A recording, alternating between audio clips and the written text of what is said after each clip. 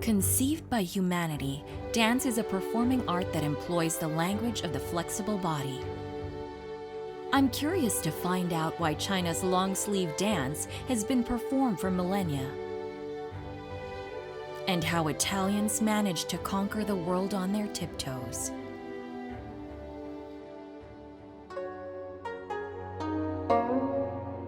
The sleeve dance became popular during the Han and Tang periods and is often seen in Tang music and dance performances.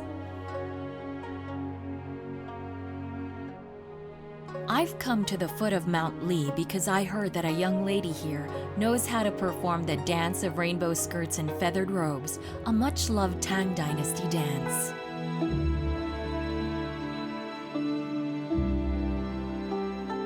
The tune for the dance is said to have been composed by Emperor Xuanzong, while imperial concubine Yang Guifei performed the dance itself. The dance tells of a mythical tale about how the emperor saw a female spirit while on a transcendental journey. With its resplendent broad-sleeved robes and graceful rotations, the dance is both elegant and beautiful. Indeed, an ethereal female spirit seems to appear before our eyes. 太美了，太美了。 让我想起白居易的有一句诗啊，他说：“千歌万舞不可数，旧中最爱霓裳舞。” China's sleeve dance has its origins in ancient ritual activities. After the Han and Tang periods, two major sleeve dance forms emerged. One, a graceful form with slender long sleeves. The other, a majestic form with wide robes and broad sleeves. What is known in opera as water sleeves was a development from the sleeve dance. It was in this way that the long sleeves dance became a key feature of Chinese classical dance. But why did Chinese dance choose this expressive form?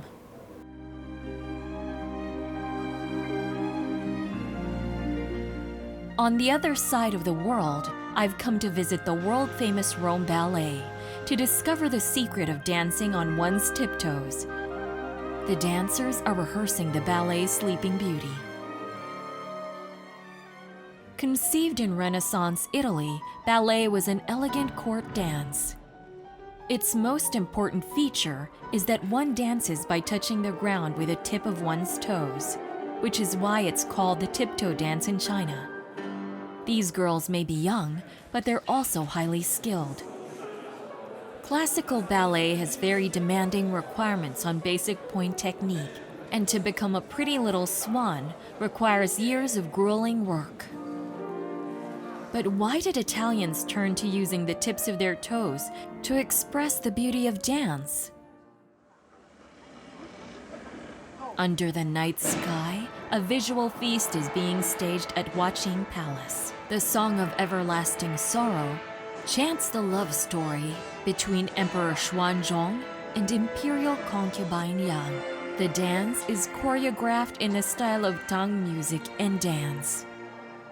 Elegant, graceful, and unrestrained, it perfectly showcases the atmosphere of the Tang era. Along with the prosperity of the Silk Road, Tang music and dance also incorporated the postures and imagery of Dun Wang's Apsaras, as well as the Sogdian whirl of the western regions. The combination of long sleeves and whirling movements resulted in a brand new style of dancing. Chinese classical dance stresses a circular movement, and the use of long sleeves creates an intangible charm and mood. This dance style is deeply influenced by the concepts of finesse and smoothness, as well as the coexistence of strength and gentleness seen in traditional Chinese culture. In both external form and internal essence, this is a language of the body that aligns with the spirit of traditional Chinese culture. Western classical dance reveres the human body. On tiptoes, the human body is extended with a higher center of gravity, creating an effect that is both light and swift. Indeed, the body seems to take flight. The graceful dance movements are elegant and noble, and highlights the beauty of the slender human form. That's why, although ballet is very difficult, dancers around the world are willing to devote their entire lives just for that magical moment when they can perform on tiptoes on stage. If we were to say Chinese classical dance uses graceful long sleeves to draw circles, then Western ballet uses tiptoes to extend the aesthetics of the slender human body. Both the sleeve dance and ballet showcase the distinct dancing styles of East and West, affording glimpses of beauty to the world of dance.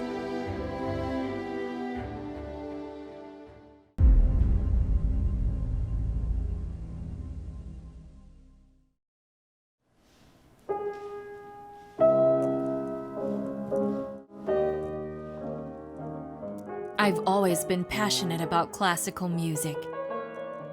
In Rome, I had the chance to play a piano played by maestros in a museum. And I also hope to be able to watch Italians perform a symphony in this hometown of the symphony. What I really want to watch, however, is not a concert, but their rehearsal in close quarters.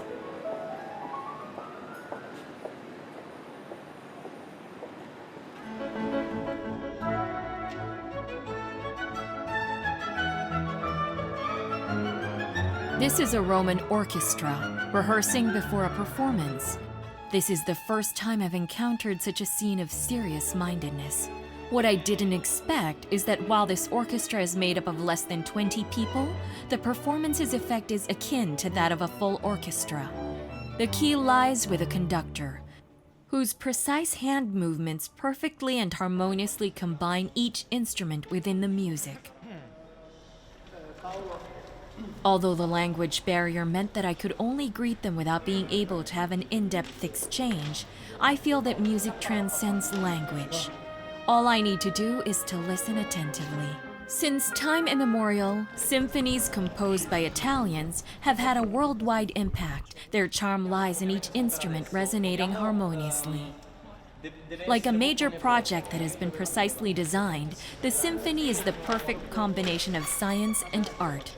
Composers rigorously work out the arrangements and combinations of notes and musical instruments, while the entire orchestra is like a precision apparatus, with different instruments forming various parts. Under the leadership of the conductor, perfect unison is achieved through harmony.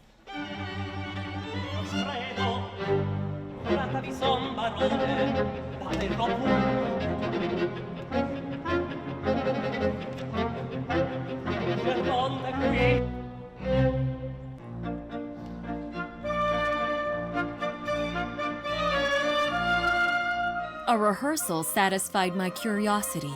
The orchestra's perfect performance also gave me the chance to interpret afresh the symphony that Italians have created. In truth, a harmonious sound is the common pursuit of the entire human race.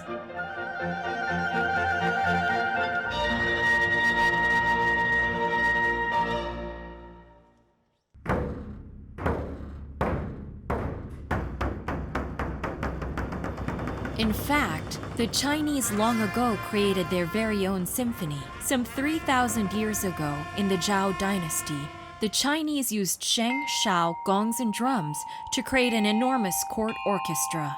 In the Tang era, court music became the nation's popular music, characterized by orderliness and being played in unison, showcasing the bearing of a great Eastern power and expressing the harmonious beauty of Chinese ritual music. From the Zhao, Qin, Han, and Tang eras, through thousands of years to today's Xi'an, court music has continued uninterrupted. Although it's no longer contemporary popular music, China's first symphony continues to be performed among common folk. 这个博物馆有一套古老的古乐器。西安古乐有1000多年历史了，唐代就已经非常成熟。可以说，西安在唐代已经有了这样古老的大型交响乐队。哦，在这里我还看到一个古老的乐谱。这个乐谱呢，现在大部分人都不太可能认识哈，我也不认识。大唐时代的乐谱啊，这里还写着何家营乐器社。啊，这是何家营古乐社。那你们何家营的音乐流传了1300年，是怎么样流传下来的呢？我们有谱子口传心授。陈老师，你看，这是我们的古谱，由唐代传下来的。您会唱吗？会唱。能不能唱给我听听？可以。啊，我把它录下来啊。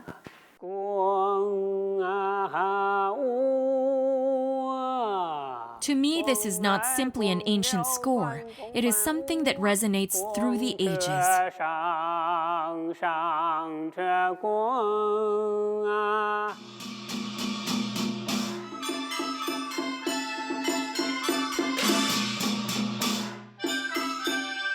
Who would have thought? Chang'an Ancient Music Center was an eye-opening experience. These true blue farmers can actually perform a millennium-old symphony using ancient musical instruments. The harmonious musical scene communicates the prosperity of the Tang Dynasty and expresses undertones of the harmonious coexistence of all things.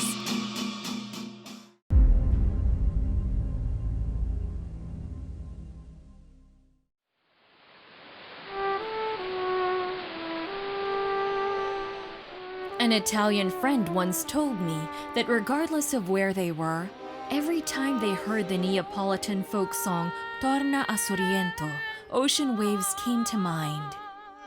Its beautiful melody stirs the heart of every Italian.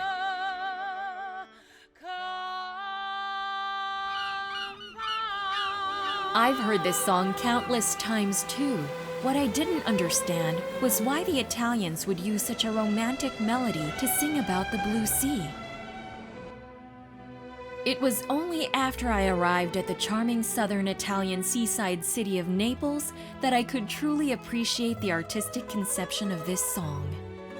This is the birthplace of Torna a Sorrento, the radiant sun, azure blue sea, and Mount Vesuvius. Everything sung in the song is about their life.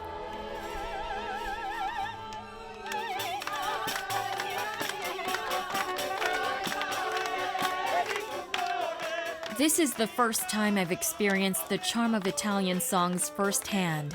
I was moved by their atmosphere and deeply affected by their passion. By nature, Italians are romantic and unrestrained. Singing and dancing are unique ways of expressing their feelings. Surrounded on three sides by the sea, the Apennine Peninsula has shaped the Italians into a maritime nation. In fact, most of the earliest folk songs in Italy were barcarole or boat songs. Since ancient times, this harbor has served as the cradle of their folk songs, where sentimental attachment to the sea and celebrating nature are perpetual themes. To experience the charm of a barcarole, I boarded a small skiff for the first time.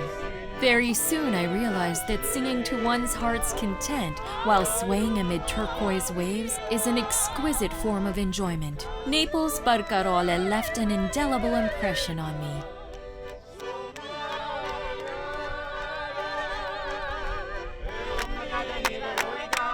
Una è la novella che te voglio conta, una è la novella che te voglio conta.